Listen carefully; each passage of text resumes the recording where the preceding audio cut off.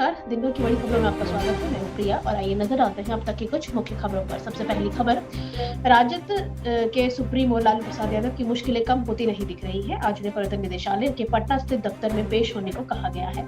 ED की team उनसे पूछताछ कर रही है। नौकरी के बदले जमीन घोटाले के केस को पूछताछ के लिए राहुल गांधी नौकरी के बदले जमीन घोटाले के केस में पूछताछ के लिए लालू प्रसाद और उनके बेटे तेजस्वी यादव को पूछताछ के लिए बुलाया था। लालू को 29 जनवरी और तेजस्वी यादव को 30 जनवरी को पेश होने को कहा गया था। आज लालू प्रसाद ईडी के सवालों का जवाब देने पहुंचे हैं। इससे पहले 19 जनवरी को ईडी की टीम राबड़ी की आवास पहुंची। एक अधिकारी की ओर से समन के कागजात दिया गया था।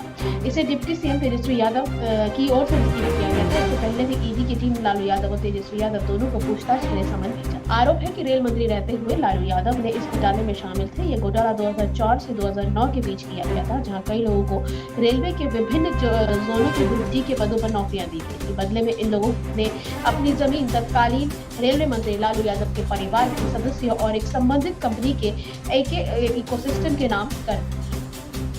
जमीन के बदले नौकरी घोटाले मामले में राष्ट्रीय जनता दल के सुप्रीमो लालू प्रसाद यादव, पूर्व मुख्यमंत्री राबड़ी देवी और उप मुख्यमंत्री तेजस्वी यादव समेत 17 लोगों को आरोपी बनाया गया है। अगली खबर, झारखंड के मुख्यमंत्री हेमंत सोरेन के दिल्ली स्थित आवास पर प्रवर्तन निदेशालय की एक टीम सोमवार की सुबह पहुंच गई। गौरतलब है कि ईडी ने पहले ही सोरेन को कथित भूमि घोटाले के मामले में पूछताछ के लिए पेश होने के लिए कहा था। एजेंसी ने चेतावनी दी थी कि सोरेन ने या तो पेशी के लिए 29 या 31 जनवरी की तारीख दे या फिर ईडी के अधिकारी खुद उनसे पूछताछ करने पहुंच जाए। ईडी की तरफ से सोरेन को अब तक 9 समन जारी किया गया है। 8वें समन में उसे 6 जनवरी से 20 जनवरी तक के लिए पूछताछ के लिए पेश होने के लिए कहा गया था।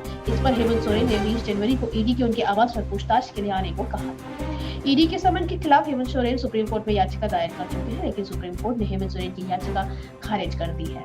वे 9वीं समन के हेमंत सोरेन को 27 जनवरी से 31 जनवरी तक ईडी के सामने पेश होने के लिए कहा गया है। इससे पहले ईडी ने शनिवार को सोरेन के आवास पर उनसे करीब 7 घंटे की पूछताछ करी थी। झारखंड की राजधानी रांची में बजरा इलाके में 7.16 एकड़ की जमीन से जुड़े कथित भूमि घोटाले में हेमंत सोरेन ने पूछताछ होनी है। इस मामले में अब तक 17 लोगों की गिरफ्तारी हो चुकी है। गिरफ्तार हाई प्रोफाइल लोगों के 2011 के बैच आईएएस अधिकारी छवि रंजन, भानु प्रताप प्रसाद, व्यवसायी अमित अग्रवाल, विष्णु अग्रवाल शामिल है। इस मामले में पूछताछ के लिए ईडी ने हेमंत सोरेन को कई समन जारी किए थे, लेकिन समन जारी होने के बाद भी हेमंत सोरेन पूछताछ के लिए पेश नहीं हो रहे थे। बीते शनिवार को ईडी के अधिकारियों की एक टीम ने हेमंत सोरेन के आवास पर जाकर ही उनसे पूछताछ की। अगली खबर, राजस्थान के मुख्यमंत्री मनोहर लाल ने सुबह रोहतक से भिवानी जाते समय पैतृक गाँव बनियानी पहुंचे और वहां अपने पैतृक चचेरे भाई के पैतृक मकान को गाँव की पंचायत को सुपुर्द कर दिया। इस दौरान उन्होंने कहा कि मकान में ई-लाइब्रेरी बनाया जाए जो गाँव की अगली पीढ़ी के काम आ सकेगी।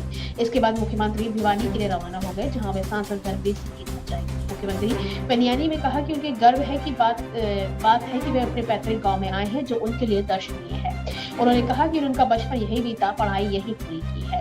कहा कि मकान माता पिता की निशानी है जो उन्होंने मेरे नाम किया था। उनको महसूस हुआ कि ये मकान गांव के काम आना चाहिए। सीएम ने कहा कि वे अपना चचेरे भाई का मकान मिलाकर गांव को सुपुर्द कर रहे हैं ताकि गांव यहां ई-लाइब्रेरी बना सके। इसके साथ ही मुख्यमंत्री ने गांव के विकास कार्यों का भी जायजा लिया। अगली खबर, श्री रामलला की प्राण प्रतिष्ठा के बाद अयोध्या में श्रद्धालुओं ने दर्शन कतार टूटने नहीं दी है। प्राण प्रतिष्ठा से लेकर अब तक 18.75 लाख से अधिक भक्त ने नव्य भव्य मंदिर के दर्शन पूजन किए हैं। वहीं मुख्यमंत्री योगी आदित्यनाथ ने दिशा निर्देश पर गठित उच्च स्तरीय कमेटी की देखरेख में श्रद्धालुओं को सुगमता से दर्शन पूजन की व्यवस्था उपलब्ध कराई जा रही है। प्राण प्रतिष्ठा के बाद पहले दिन यानी कि 23 जनवरी को मंदिर में पट भक्तों के लिए खुले तो लाखों की संख्या में श्रद्धालु उमड़ पड़े थे। रोजाना 2 लाख से अधिक राम भक्त श्री रामलला के दरबार में सुगमा पहुंचकर दर्शन पूजन कर रहे हैं। प्रशासन की तरफ से मिली जानकारी के अनुसार अयोध्या नगर से लेकर मंदिर परिसर तक दिन भर जय राम की जय घोष गूंजती रहती है। देश विदेश, विभिन्न राज्य और उत्तर प्रदेश के विभिन्न जिलों से रोजाना बड़ी संख्या में श्रद्धालु श्री रामलला के दर्शन कर रहे हैं।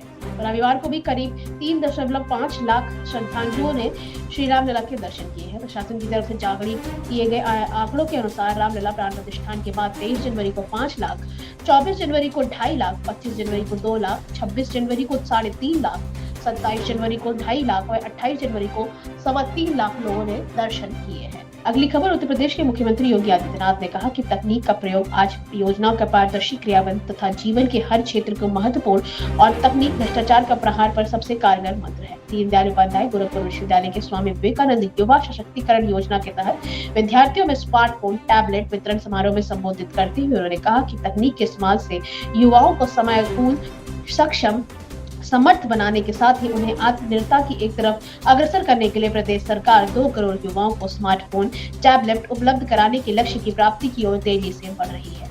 उन्होंने कहा कि प्रदेश की सार्वजनिक वितरण प्रणाली 2017 के पहले भ्रष्टाचार की चपेट में थी।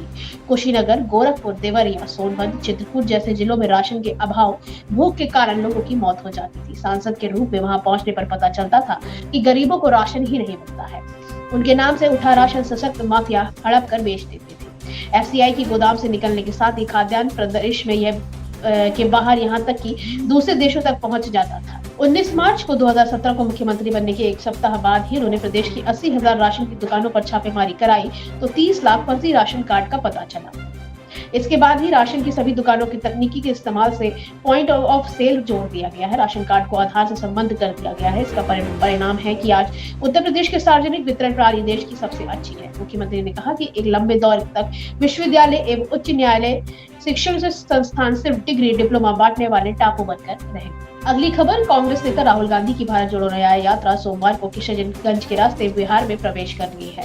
कांग्रेस के प्रदेश इकाई के अध्यक्ष अखिलेश प्रसाद सिंह और पार्टी के अन्य वरिष्ठ नेताओं ने बिहार में राहुल गांधी का स्वागत किया। यह 2020 के बिहार विधानसभा चुनाव प्रचार अभियान के बाद गांधी की पहली बिहार की यात्रा है। न्याय यात्रा ऐसे समय में राज्य में प्रवेश किया है जब कांग्रेस के पूर्व सहयोगी और बिहार के मुख्यमंत्री नीतीश कुमार एक दिन पहले फिर से पाला बदलकर भारतीय जनता पार्टी के नीत राष्ट्रीय जनतांत्रिक गठबंधन में वापस चले गए हैं। कांग्रेस विधायक दल के नेता शकील अहमद ने बताया कि गांधी किशनगंज में एक सार्वजनिक सभा को संबोधित करने का कार्यक्रम कर रहे हैं। इसके बाद में मंगलवार को निकटवर्ती जिला पूर्णिया में एक बड़ी रैली और एक दिन बाद कटिहार में एक बड़ी और रैली करेंगे। कांग्रेस की प्रदेश इकाई के अध्यक्ष अखिलेश प्रसाद ने बताया कि राहुल गांधी को गुरुवार की अररिया जिले के रास्ते पश्चिम बंगाल को रवाना होंगे और कुछ दिनों बाद झारखंड के रास्ते फिर बिहार को लौटेंगे। कांग्रेस के प्रदेश इकाई के नेताओं के अनुसार बिहार में पार्टी के गठबंधन सहयोगी राष्ट्रीय जनता दल अध्यक्ष लालू प्रसाद और भारतीय कम्युनिस्ट पार्टी के महासचिव दीपांकर भट्टाचार्य को पूर्णिया की रैली में आमंत्रित किया गया है।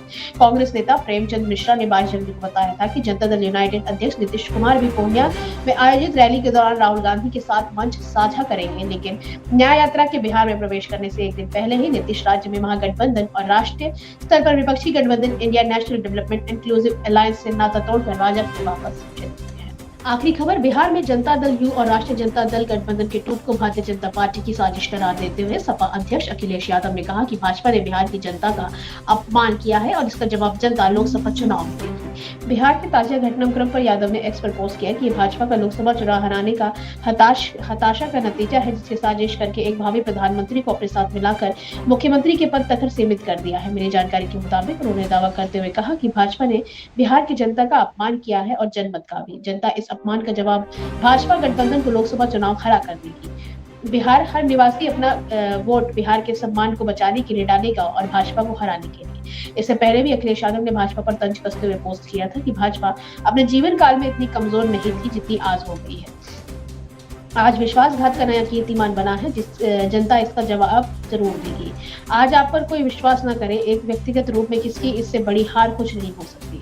बिहार में जनता दल और भारतीय जनता पार्टी गठबंधन सरकार का स्वागत करते हुए उत्तर प्रदेश के मुख्यमंत्री ने बिहार के मुख्यमंत्री नीतीश कुमार को बधाई भी दी है। आज के लिए बस इतना ही। बाकी खबरें जानने के लिए देखते रहिए द पब्लिक इंडिया। धन्यवाद।